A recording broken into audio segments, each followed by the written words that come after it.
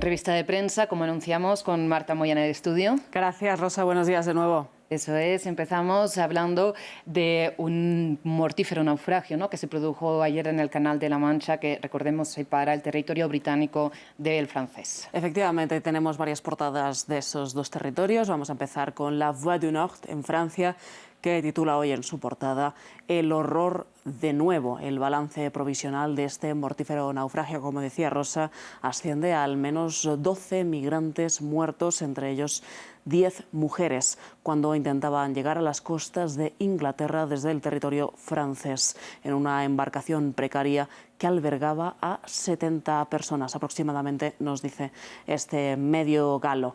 Por otra parte, el medio británico The Guardian titula hoy 6 menores entre los muertos tras desbarrancar esa embarcación en el Canal de la Mancha. También había entre los que han perecido una mujer embarazada. Muchos de los fallecidos eran migrantes de Eritrea, un país africano, y es una de las peores tragedias en el Canal de la Mancha, nos dice The Guardian, además de un gran reto para el primer ministro británico Keir Starmer.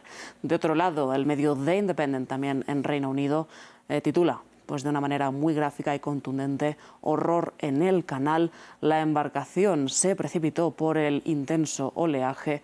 Al menos 31 personas han muerto en esta ruta migratoria que conecta, como decías, Francia y la isla del Reino Unido. 31 personas este año de las más de 21.000 que han cruzado este paso fronterizo. Por otra parte, Le Soir en Bélgica también nos dice que el 2024 es el año más mortífero en el canal desde que se tienen registros.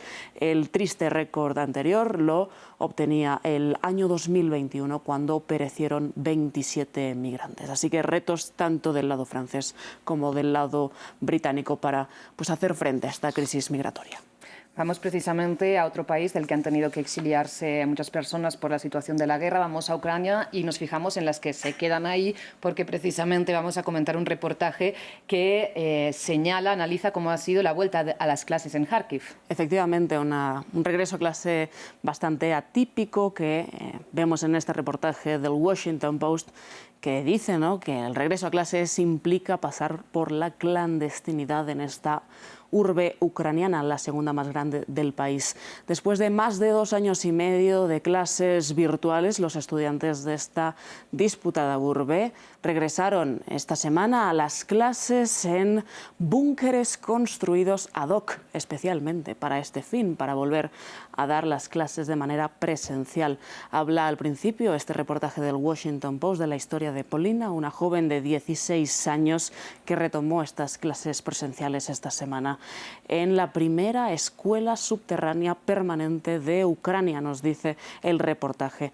Esta escuela está construida a 6 metros bajo tierra y esta construcción ha sido una inversión de cerca de 1 millón de euros. Cuenta con sistemas de ventilación avanzados y además con claras salidas de evacuación ante cualquier eventualidad que pueda ocurrir, dice el reportaje del Washington. Parece más una nave espacial que una institución educativa, pero, dice Polina, era mejor asistir a clase en una estación de metro que pasar otro año estudiando en casa. Desde el inicio de la guerra, unos 900.000 niños ucranianos se quedaron sin una alternativa educativa en la ciudad de Kharkiv. No obstante, las amenazas son constantes y a menudo suenan esas sirenas antiaéreas, también refiere este reportaje del Washington Post. Pero el inicio del curso escolar allí se quiere vivir con cierta alegría por parte de profesores, por parte también de los estudiantes y los padres, que se reunieron todos para ese inicio del curso escolar bajo el asfalto, con la esperanza de retomar cierta normalidad, aunque el contexto evidentemente sigue siendo claramente anormal.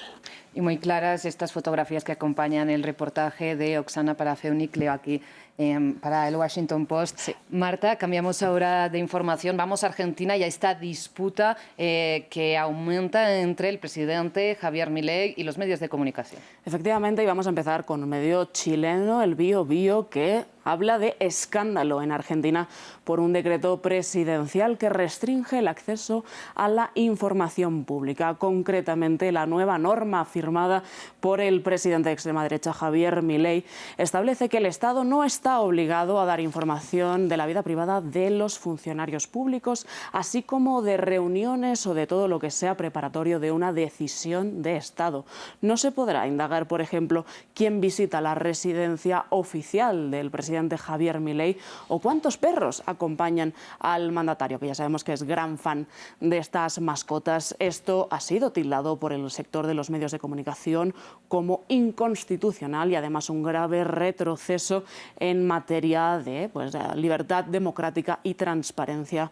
En esta misma línea, el periódico español El País dice que además el mandatario de extrema derecha ha sugerido que de ahora en adelante, una de las condiciones que podría dar para que él mismo ofrezca una rueda de prensa es que todos los periodistas que se acrediten para estar presentes en ellas deberían tener la obligación de presentar una declaración jurada de bienes para que, textualmente en palabras de Milei, puedan ser sometidos al escarnio público, una cosa que choca directamente, dice El País, y bueno, el sentido común, con la libertad de prensa.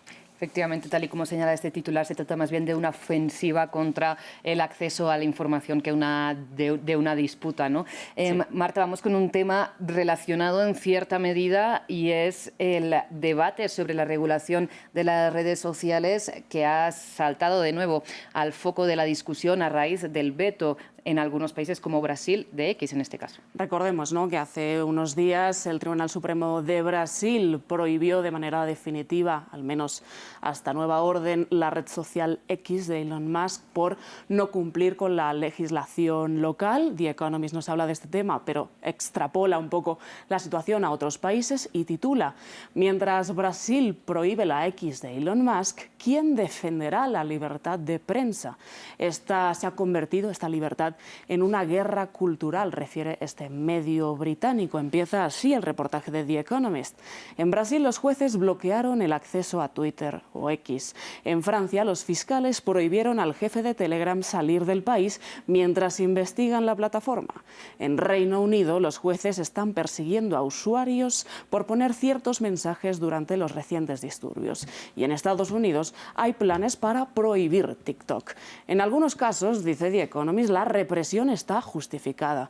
¿Qué casos? Bueno, pues dice esta publicación conservadora que son aquellos que tienen como observador, ¿no?, como investigados a China y a Rusia. Es decir, que los casos legitimados para esta publicación son las investigaciones contra Telegram y contra TikTok, que son efectivamente muy seguidas y consultadas y consumidas por miles de usuarios, millones alrededor del mundo. Sin embargo, los casos como los de Brasil o aquellos mensajes que no incitan directamente a la violencia en Reino Unido son pura censura, dice The Economist.